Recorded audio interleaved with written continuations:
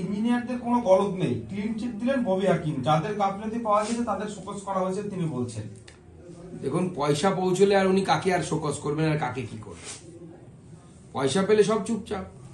একের পর এক জলাভূমি বন্ধ হয়ে যাচ্ছে। আমি তো সোশ্যাল মিডিয়াতে টুইটও করেছি এর আগে, ওনার বাড়ির কাছে একদম জলাভূমি ভরাট হয়ে ওখানে বাড়ি হচ্ছে।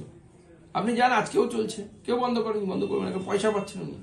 ফের পদ্মশ্রী পাওয়া নিয়ে কার্তিক মহারাজকে আক্রমণ ডেবরার হুমায়ুন কবিরের। কার্তিক মহারাজ পদ্মশ্রী পাওয়ার যোগ্য কিনা তা নিয়ে সন্দেহ প্রকাশ করেছেন হুমায়ুন কবির, যদিও ভারত সেবাশ্রম সংঘের প্রশংসায় ডেবরার বিধায়কের মুখে। দেখুন, ডেবরার বিধায়ক প্রাক্তন পুলিশ কর্তা, তিনি একজন অত্যন্ত সাম্প্রদায়িক মনোভাবের লোক বলে আমরা জানি, এবং তিনি কার্তিক মহারাজের পদ্ম পুরস্কার পাওয়াটা মেনে নেবেন না, পছন্দ করবেন না, এটা অত্যন্ত স্বাভাবিক বলে আমরা জানি, এবং সেই জন্য তার কাছ থেকে এর থেকে বেশি কিছু আশা করি না।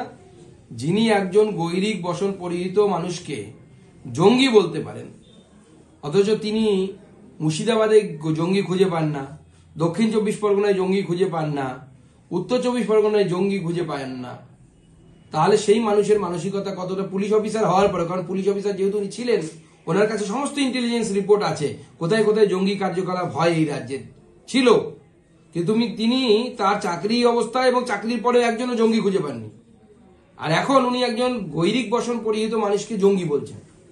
তো এই ধরনের মানুষের কাছ থেকে এর থেকে বেশি কিছু আশা করা যায় না। বাংলার সাধারণ হিন্দুরা এবং অনেকেই, হিন্দু বাদ দিয়েও, তারাও আনন্দিত কার্তিক মহারাজ পদ্ম পুরস্কার পাওয়াতে। আমার সাথে তার কথা হয়েছে কালকে রাত্রেই, তাকে আমি অভিনন্দন জানিয়েছি। তিনি বলেছেন যে এই পুরস্কার উনি গুরু মহারাজ শ্রী যুগাচার্য পরমানন্দজি মহারাজের চরণে অর্পণ করবেন। দাদা, হুঁশিয়ারি ববি, পুত্র শোকে এমন কিছু বলা উচিত নয় যা তার এখতিয়ারের বাইরে। বিরোধী দল তাকে নিয়ে রাজনীতি করছে, মন্তব্য ববি হাকিমের। দেখুন, ববি হাকিম সাহেব তো নিজের মেয়ে হারাননি, উল্টে তিনি নিজের মেয়েকে বেসরকারি একটি মেডিকেল কলেজ থেকে পড়িয়ে, একটি বেসরকারি মেডিকেল কলেজে পড়াতে 1 কোটি টাকার মতো খরচ হয় বলে শুনেছি আমি, সেখান থেকে পড়িয়ে ডাক্তারও বানিয়েছেন, এবং তারপরে বিভিন্ন, এরপরে দেখবেন বড় বড় পদেও হয়তো আসীন হবে, হয়তো মেম্বার অফ পার্লামেন্ট, MLA, এসব হবে, বাবার জায়গায় স্থলাভিষিক্ত হবে।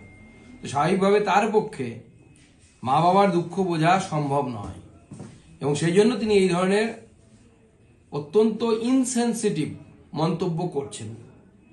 তবে ওনার বিগত কয়েকদিনে আমরা যে সমস্ত মন্তব্য দেখতে পাচ্ছি, সে আমাকে আক্রমণ করে হোক বা হিন্দুদের আক্রমণ করে হোক, তারপর ওর থেকে ভালো কিছু ওনার কাছ থেকে আমরা আশা করছি না এই মুহূর্তে।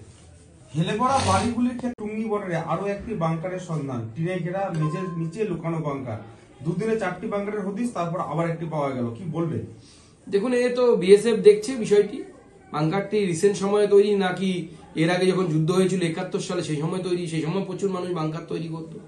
আমার মনে আছে, আমরা যখন ছোটবেলায় খেলতাম আমার এই পাড়াতে, আমার নিজের পাড়াতে, তখন আমরা ক্রিকেটের পিচ তৈরি করতে বা মাঠ করতে গিয়ে প্রচুর শেল পেতাম। সেই সময় বাংলাদেশের যুদ্ধ হয়েছিল 71 সালে, সেই শেলগুলো ওই সমস্ত জায়গায় পড়েছিল, মাটি খুললে পাওয়া যেত। এরকম বিভিন্ন ঘটনা ঘটে। মাঝদিয়াতে যে বাংকারগুলো রয়েছে তাদের কিন্তু দেখা যাচ্ছে 12 ফিট, 15 ফিট, 12 ফিট এই যে উচ্চতা, এই যে 3টে বাংকার, একটা ছিল নির্মীয়মান, অর্থাৎ এখন তৈরি করা হচ্ছিল, এবং বাংকারগুলো ফেন্সিল ভর্তি।